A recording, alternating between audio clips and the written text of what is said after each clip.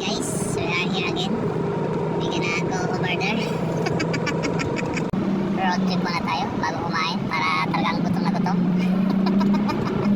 Dapat kasama yung karugtong umaringan yung makainin natin. Ha? Dapat karugtong. Siyempre.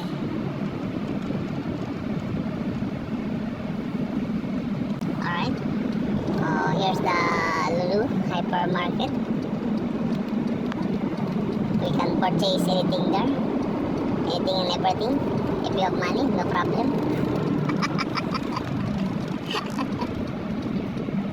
But if you don't have money, just stay there.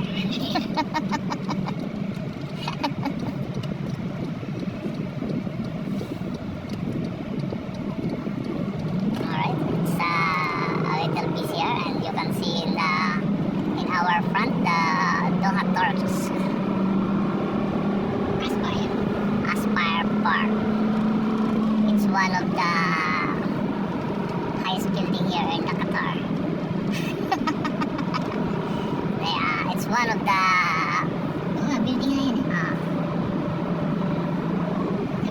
tourist attraction here in the lahat ng anong yan, wala siyang office. Puro siya kainan.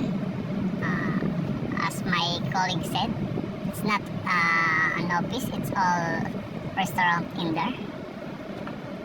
But how many floor? 1, 2, 3, 4, 5, 6, 7. It's a high-end restaurant. So if you have a little money only, just stay in a small restaurant. like this here. Tandoor also is a little expensive, so you might go there and tasty hot dogs. Only 5 riyal. Mashallah. Busog. Samosa. 5 riyal samosa is enough. And 1 chai, okay. 1 water. 1 water. Is enough. But if you go there in the Doha Turks, maybe 1,000 riyal. Maybe your wallet will be burned. After how many months you crying? Because your salary only 1,000. 1,000 only, and then one time eating. Same one day millionaire. Okay.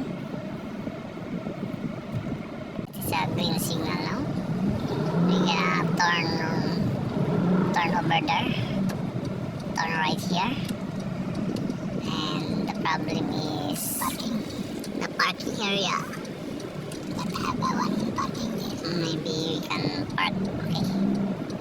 Because I'm very good driver and I'm very handsome. See? Okay. The car is dead.